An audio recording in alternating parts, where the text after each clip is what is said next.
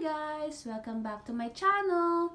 For today's video, gagawa tayo ng cheese rolls. So, ang mga ingredients natin is, dito sa bowl na to, pinag-mix ko na yung 3 cups of bread flour, 2 cups of all-purpose flour, and 2/3 cups of powdered milk.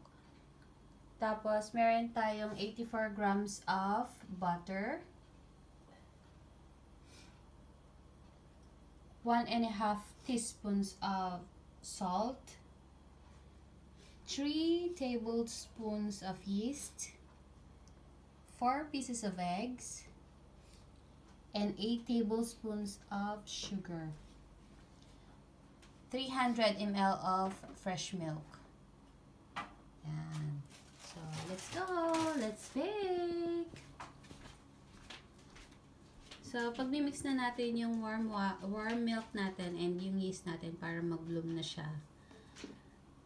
Para ready na siya later.